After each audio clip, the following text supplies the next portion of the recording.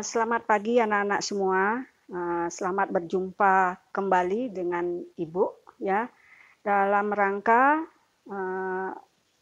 MPLS, yaitu Ibu memperoleh program pengenalan program akuntansi. Jadi saya ucapkan selamat pagi semua. Mudah-mudahan pada hari ini Ibu temui kalian semua dalam keadaan sehat walafiat ya. Baiklah anak-anak, karena waktu Ibu dapat 15 menit biar tidak lama, Ibu akan lanjutkan dengan pengenalan program akuntansi di SMK Pembangunan ya.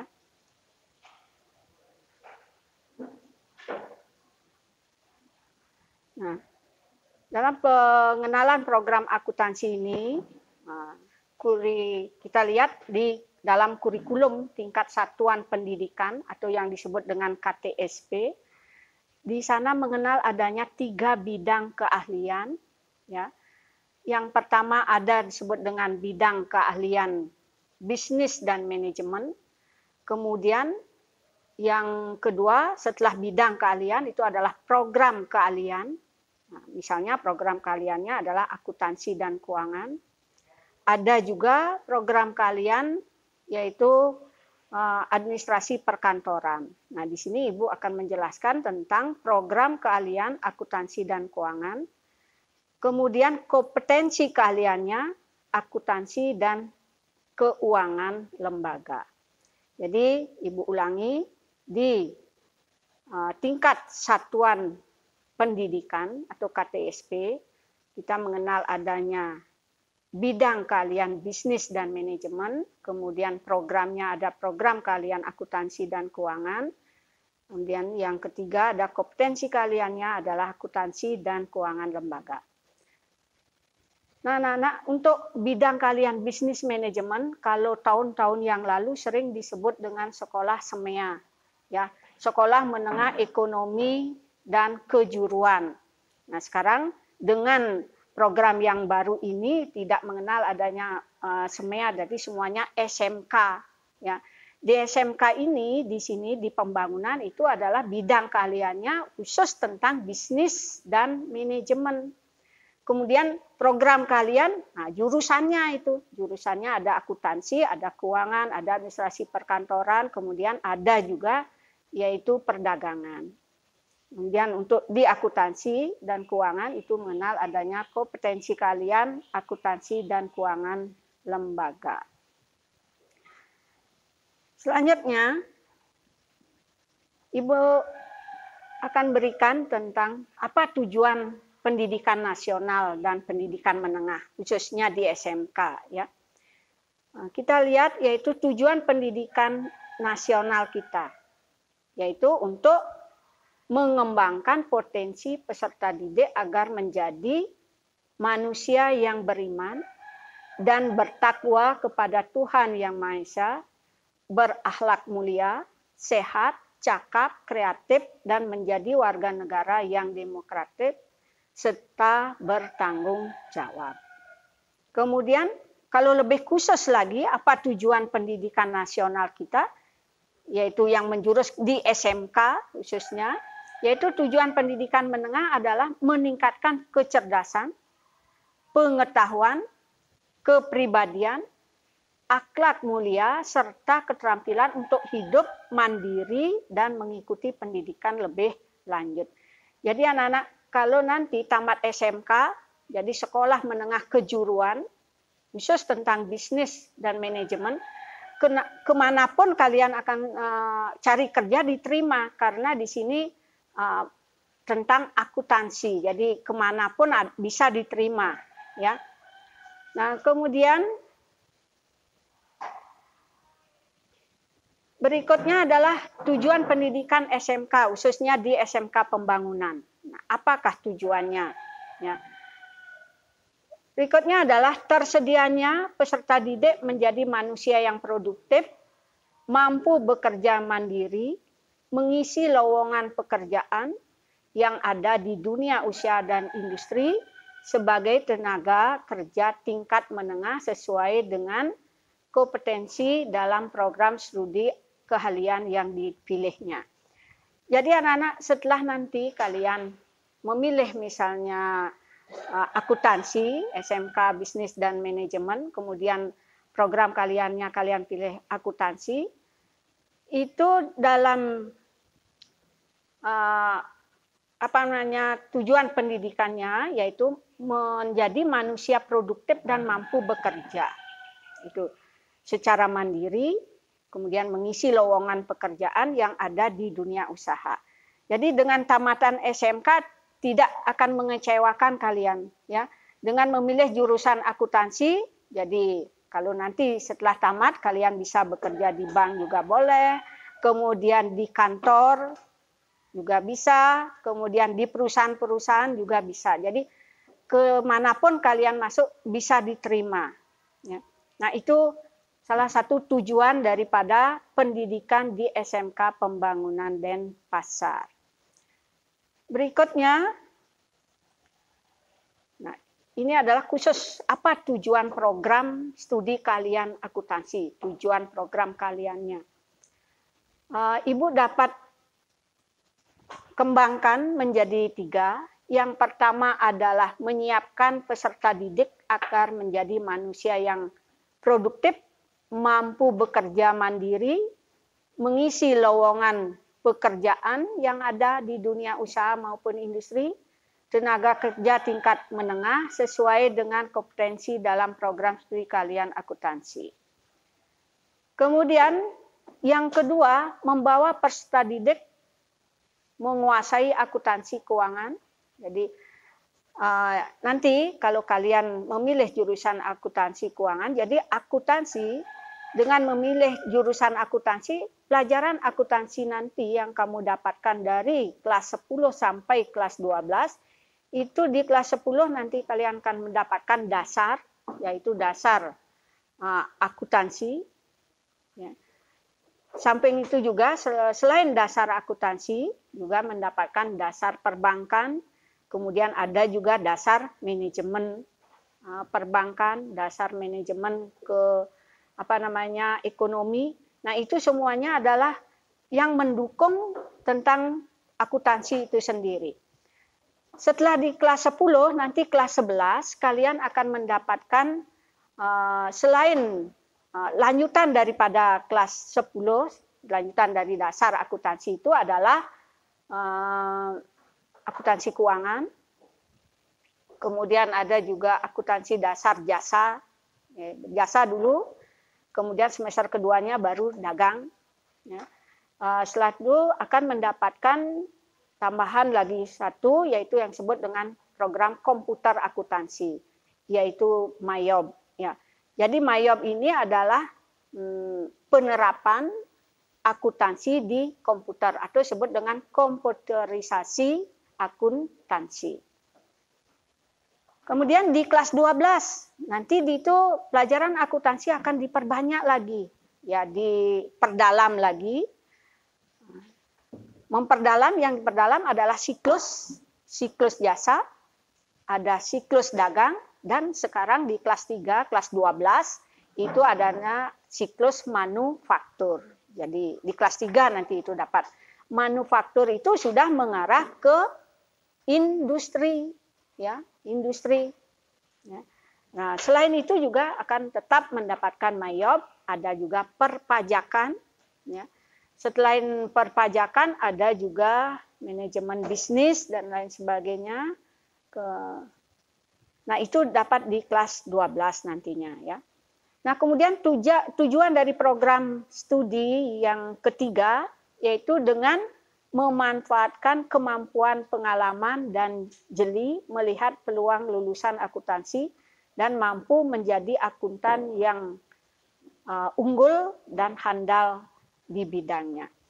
Nah, ini untuk mencapai tujuan yang ketiga, setelah misalnya kalian tamat di kelas 12, nanti harus melanjutkan ke perguruan tinggi, yaitu dengan mengambil jurusan akuntansi, ya sudah tentu nantinya dengan mengambil jurusan akuntansi diharapkan nanti kalian akan mampu menjadi seorang akuntan yang unggul, yang handal di bidangnya, misalnya akuntan publik, ya, itu.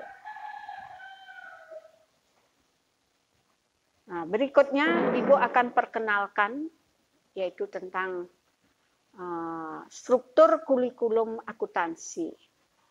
Ya, struktur kurikulum akuntansi yang ada saat ini khusus untuk jurusan akuntansi mengenal adanya muatan lokal, kemudian muatan kewilayahan, ada juga muatan yang sifatnya produktif, bidang-bidangnya, ya.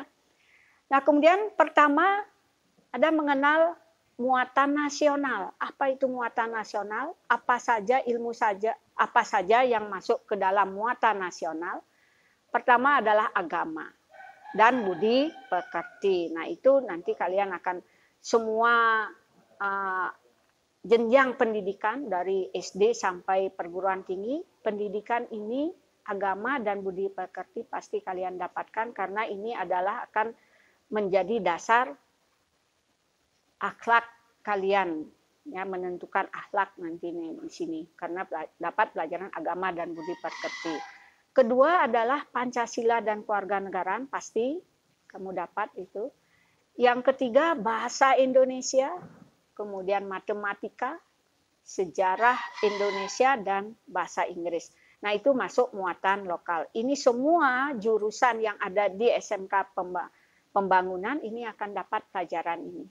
Ya, dari kelas 1 sampai dari kelas 10 sampai kelas 12. Berikutnya ada yang disebut dengan muatan kewilayahan. Nah, namanya muatan kewilayahan sesuai dengan wilayahnya sendiri, jadi berbeda-beda.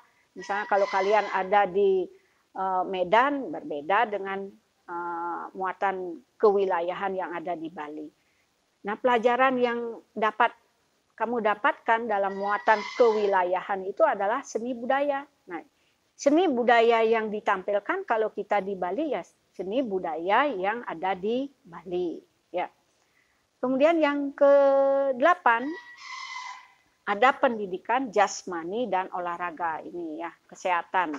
Dan yang terakhir 9 adalah bahasa Bali, karena budayanya budaya Bali, jelas bahasanya yang kamu dapatkan bahasa daerahnya adalah bahasa Bali.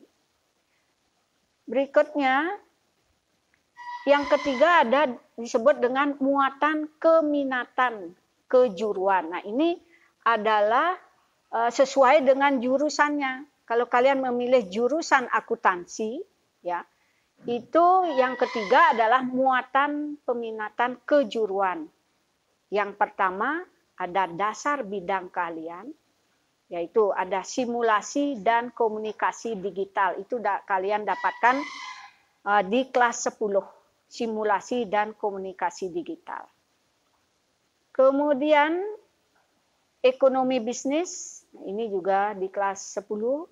Kemudian yang ke-12 adalah administrasi umum, dan 13 adalah IPA.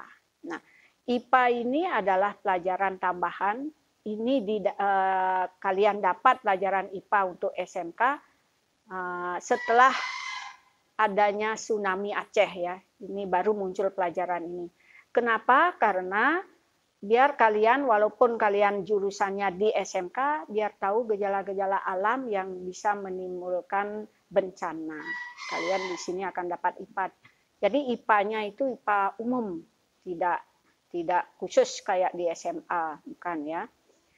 Berikutnya dasar program kalian.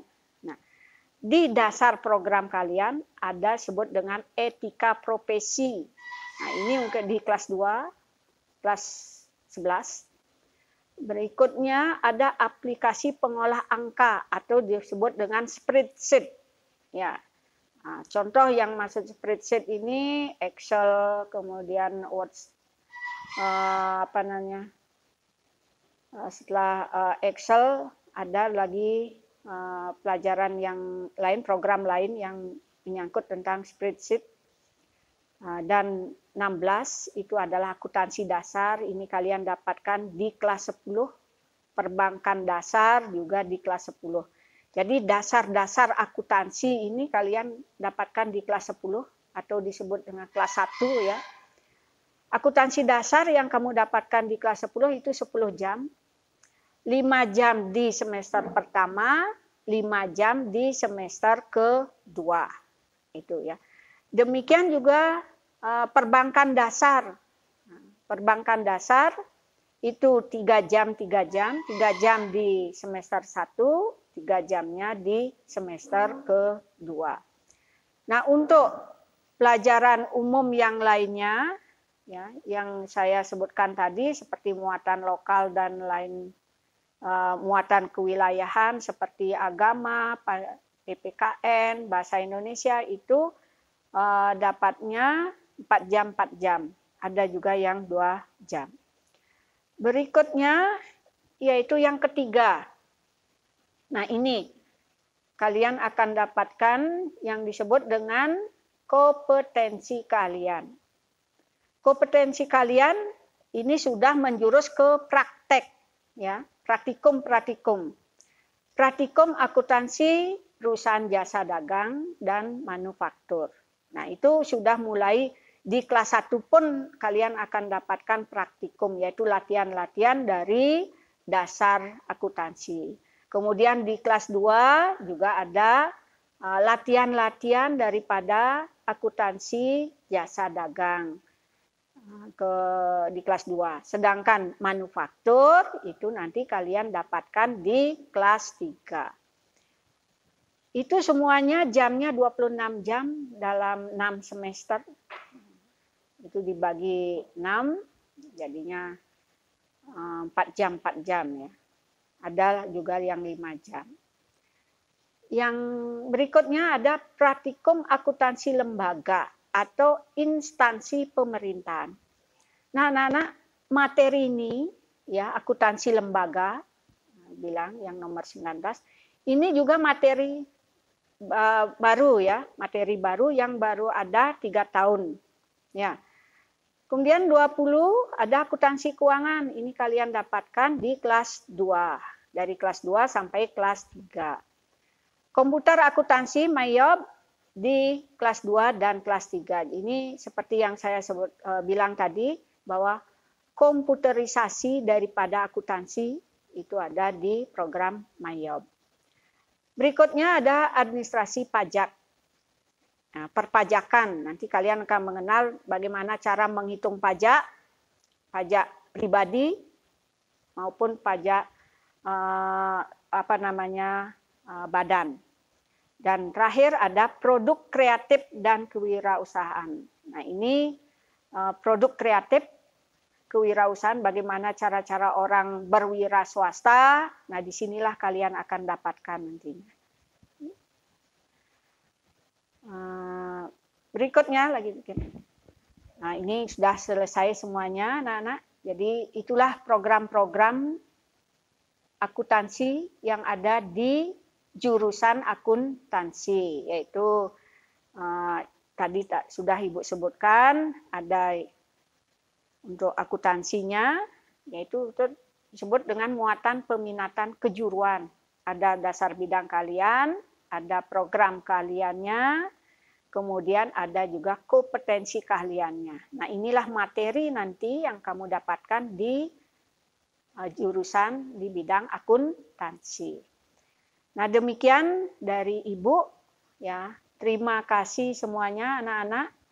Selamat belajar di rumah dan ingat protokol kesehatan dengan menjalankan 5M, yaitu mencuci tangan, memakai masker, menjaga jarak, menjauhi kerumunan, dan mengurangi mobilitas. Nah, itu selamat pagi semuanya. Mudah-mudahan sehat selalu. Ya. Om Santi, Santi, Santi.